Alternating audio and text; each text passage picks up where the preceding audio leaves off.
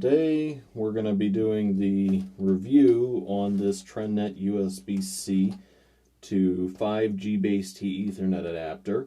And we did an unboxing video on this a couple of weeks ago. If you want to see some more detailed first impressions and get a little bit more information on the packaging, which I've opened a couple of times at this point, so I may have lost a warranty card or whatnot. Go ahead and check that out. We've also got something that the video for will be live before this is, and this is the iPolex ASF10GT. Now, this is an absolute marvel, and this is something that Cisco engineers at one point told me wasn't physically possible. Couldn't exist. SFP Plus module that does 10G base T's, too much power. Well, 5 years later, and I've got one in my hand, and I didn't pay Cisco pricing for it. I bought this for about $40 on Amazon. If you want to know more about why I picked this module specifically, there's going to be a link in the description to a Serve the Home review about this specific module. And we're even going to be using a similar switch to what they would have evaluated this with, and that is the MikroTik CRS 328 24PS Plus.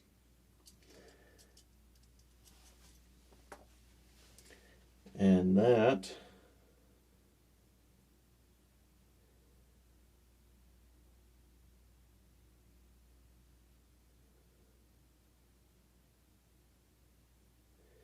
is the MikroTik CRS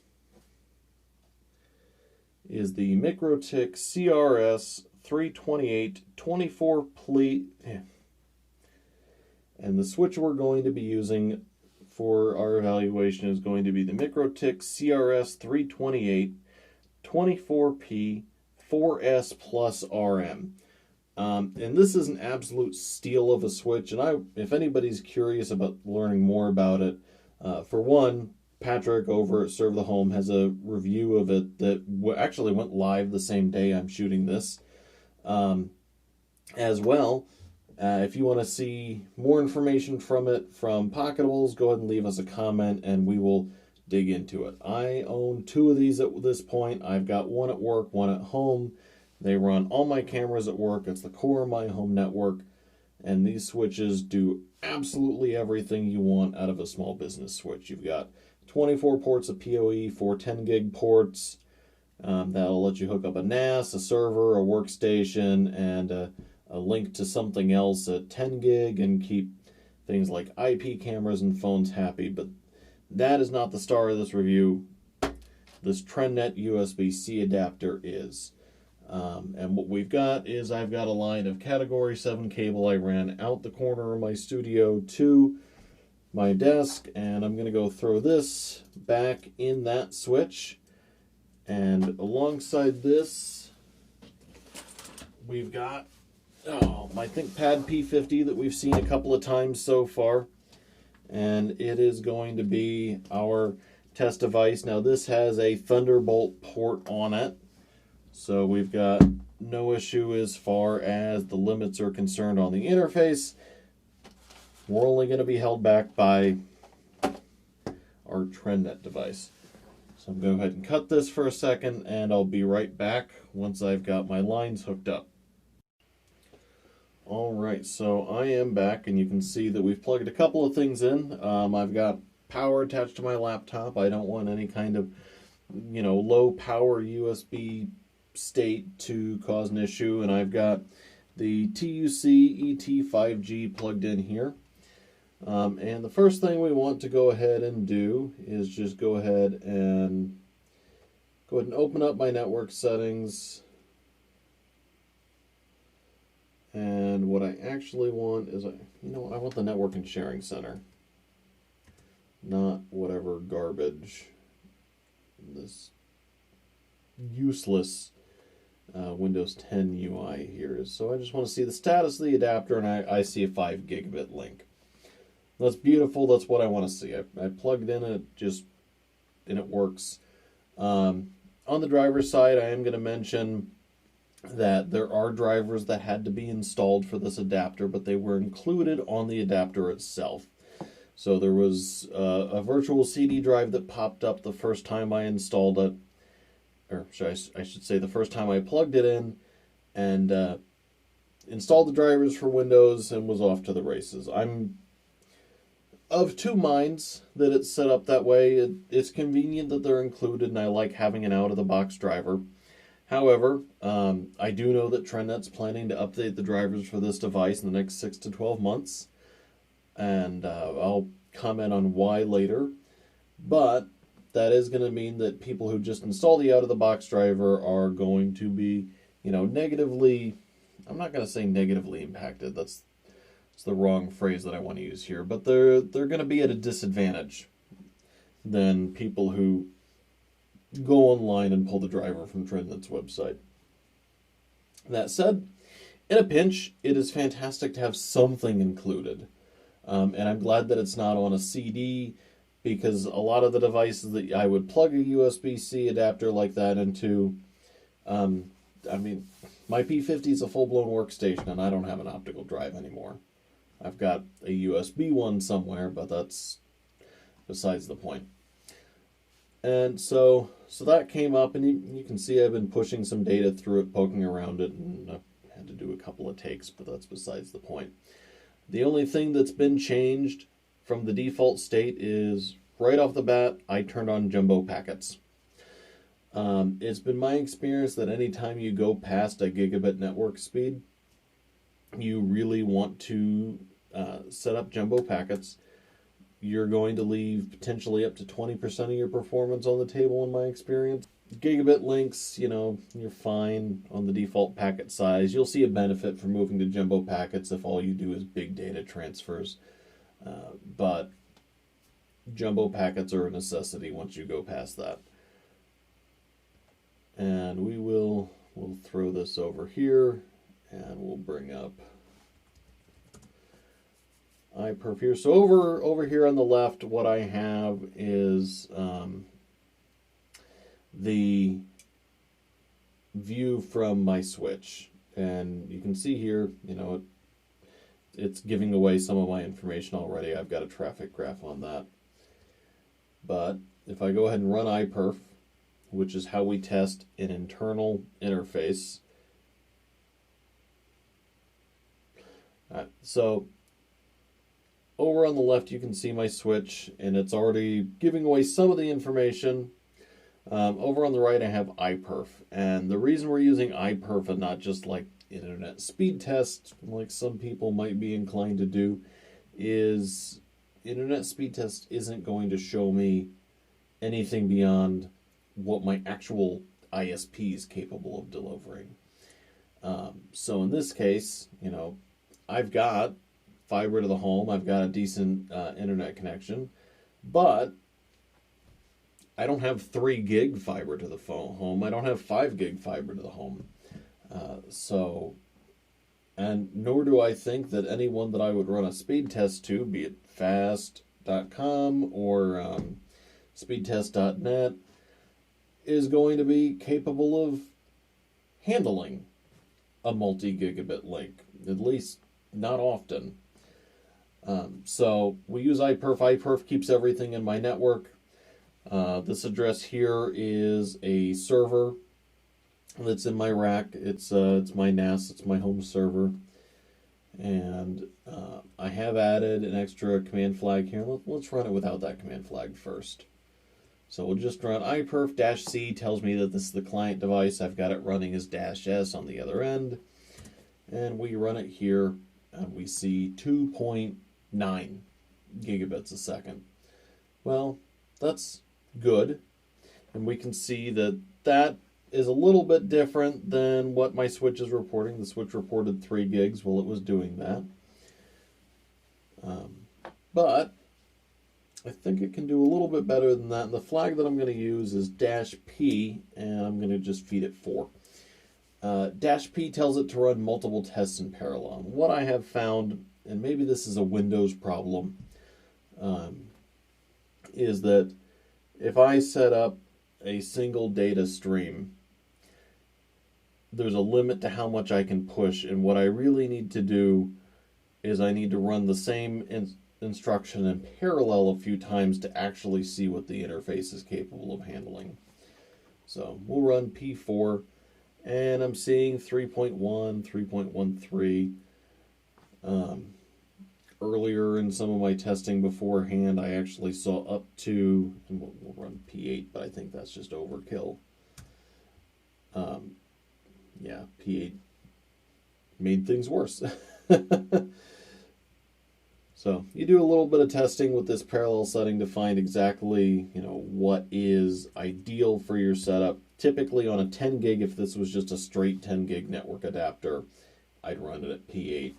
I picked P4 because it's 5 gig and that's half of that. But basically we're getting 3.1 gigs a second. I've seen as high as 3.3 in some of my testing before this. And, unfortunately nothing that you run is always going to give you the same result every single time. The variance between 3.1 gigs and 3.3 is small and would just be chalked up to normal fluctuations. So that brings me to, my 5 gig network adapter is only capable of 3 gigs a second. Well, unfortunately, that's kind of what I was expecting. For one, I would have to get a USB 5 gig host to verify this. There's a limit to how much data you can push over USB. So they did use USB-C, but I don't think anywhere in the literature they told me that it was connecting at 10 gigs a second to the host. So there's overhead there and there's room for loss. And beyond that, there's also just overhead on an Ethernet link. We see that on gigabit links. I see it on 10 gig links. If I go run my 10 gig link on my desktop, I will get 9 point something gigabits out of it. And part of that is, I'm attached via PCI Express, so it's internal to the desktop. So there's no real loss there when I'm at PCIe 8X for a network adapter compared to USB. So we've got overhead on the Ethernet link, we've got overhead on the USB translation. I don't know if it's a native or if it's doing some kind of USB to PCI Express translation and then it's a 5 gig adapter. And it's possible that that's how it's set up, although I would hope it's native USB. And I'll ask Trendnet if they can clarify that in an email. So, looking at all of that, 3+ gigs a second, well, that's good, but that does beg the value question, is this the adapter you should go buy? Well, I think in my unboxing, and there'll be a link to it below, and you can go check and call me out if my memory's failing me, and I said it was a $120 adapter. Well, today it's an $89 adapter. Okay. Well, at 89 bucks, it's giving me over 3 gigabits a second. If my workload is data driven, I'm looking to get the absolute maximum performance out of a laptop that I'm plugging into a wired network. Is that worth it? Well, it's more than twice as much as the 2.5 gig adapter, which sells for $39.99.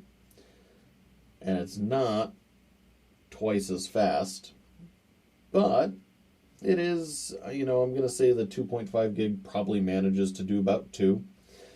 So I'll say this is 50% faster, just for easy to work with numbers. Well, if that saves you enough time that being 50% faster is worth it for the amount of time you save, then yes, this is a good adapter. Go out and buy one today. If you don't really have an issue with how quickly you can offload data and you just, need a USB adapter for your MacBook or whatever it may be that doesn't have an Ethernet port, Well, no, a 2.5 or even a gigabit adapter is probably fine. You know, that's still going to be faster than your wired network. Um, so it's a question of, does the added cost benefit you? And I had to make the same kind of calculation when we reviewed a keyboard from Logitech a while back. You know, it was like a $200 keyboard.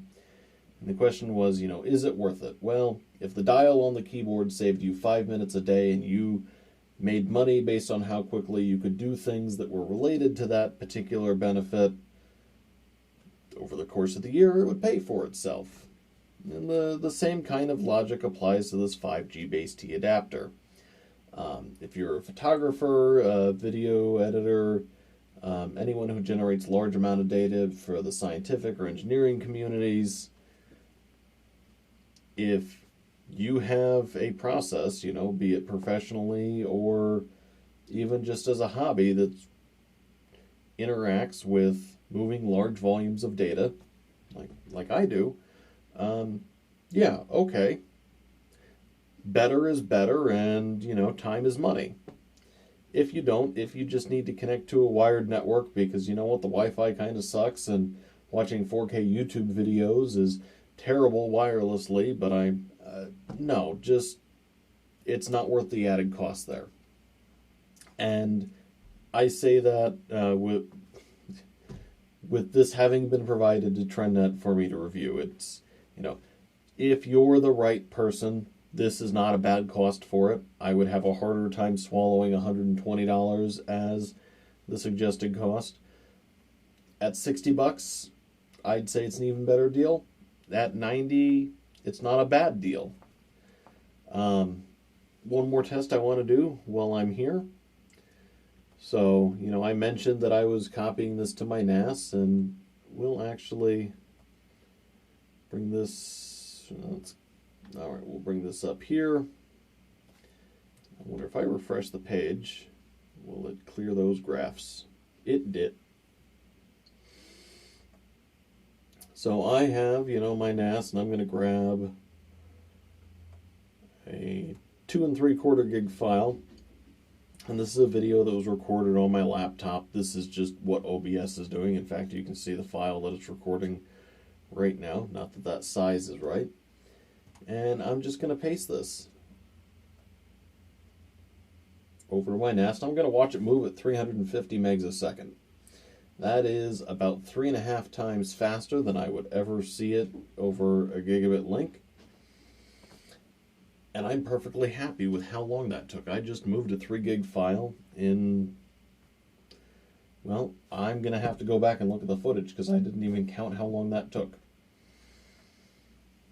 So, you know, there's the answer. If that is part of your daily workload, you go out, you shoot pictures all day, and you come back and you've got a full 128 gig or, you know, 500 gig compact flash card, or CFast or whatever it may be these days, full of pictures and video you've shot, and you come back and you want to copy them to your NAS so that you can go edit things or just make sure you don't lose them.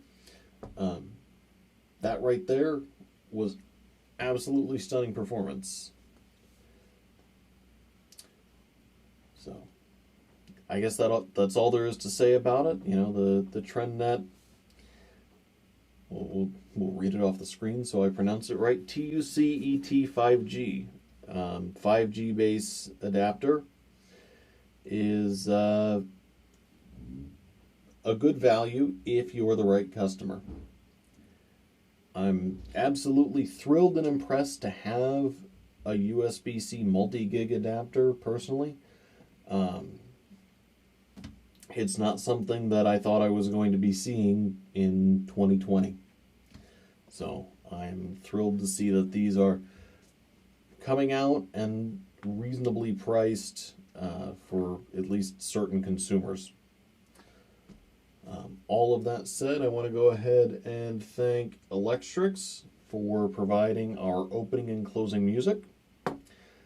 I want to also take a second to thank our patrons and anybody who uses any of our affiliate links.